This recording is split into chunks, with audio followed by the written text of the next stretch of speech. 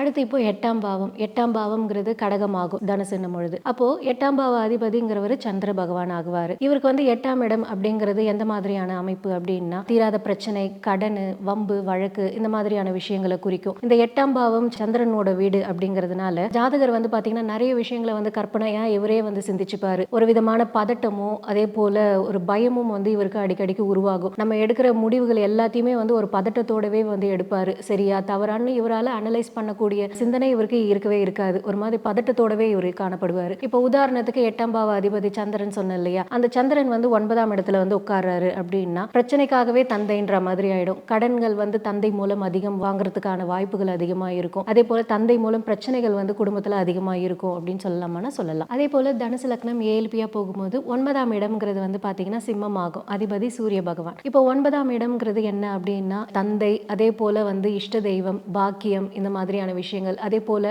இஷ்ட தெய்வத்தோடைய அனுகூலம் வந்து பாத்தீங்கன்னா நிறைய இருக்கும். அதே போல ரொம்ப பாக்கியமா இருப்பாருன்னா பாக்கியமா இருப்பாரு. அதே போல இவருக்கு வந்து பாத்தீங்கன்னா இந்த அரசாங்கத்தால கிடைக்கக்கூடிய நன்மைகள் எல்லாமே வந்து இவருக்கு கிடைக்குமானா கண்டிப்பா கிடைக்கும். ரெண்டாவது இவருக்கு வந்து பாத்தீங்கன்னா சூரிய பகவான் அப்படின்னும் பொழுது 9ஆம் இடத்து அதிபதி ஆகிறாரு இல்லையா? அவர் வந்து பாத்தீங்கன்னா இப்போ உதாரணத்துக்கு ஒரு 10ஆம் இடத்துல இருக்காரு அப்படின்னா, தந்தை மூலம் அழுத்தம் அதிகமா இருக்கும் அப்படிங்கறத தான் சொல்லணும். தந்தை மூலம் ஒரு தொழில் இவருக்கு அமையுமா அப்படின்னாலும் அப்படியும் சொல்லலாம். அதே போல யாத்திரை நிறைய பண்ணணும்னு நினைப்பாங்க. ஆன்மீகத்துல வந்து ஈடுபாடு அதிகமா இருக்கும். ஸ்பிரிச்சுவலி ரொம்ப வந்து கனெக்டடா இருப்பாங்க. ஸோ இந்த மாதிரியான விஷயங்கள்லாம் வந்து ஏஎல்பி லக்னம் தனுசுவா போகும்பொழுது ஜாதகருக்கு இந்த மாதிரியான நிலைகள் இருக்கும் அப்படின்னு சொல்லலாம். ஸோ இந்த மாதிரி ஒவ்வொரு லக்னமும் வந்து ஒவ்வொரு ஜாதகருக்கும் வந்து ஏஎல்பி லக்னமா வந்து மேஷம் அல்லது தனுசு அல்லது கடகம் இந்த மாதிரி ஒவ்வொரு லக்னமும் வந்து மாறுபடும் போது ஒவ்வொரு பலன் ஒவ்வொருத்தருக்கு ஒவ்வொரு மாதிரி கொடுக்கும். அப்போ இந்த பலன்லாம் வந்து எந்த விஷயங்கள்லாம் வந்து உங்களுக்கு சாதகமாகவும் பாதகமாகவும் இருக்கும் அப்படிங்கறத ஒரு ஜோதிட வகுப்பு நீங்க வந்து கண்டிப்பா வந்து கலந்து அதுல படிச்சீங்கன்னா மட்டுமே வந்து பாத்தீங்கன்னா அதுல இருக்கக்கூடிய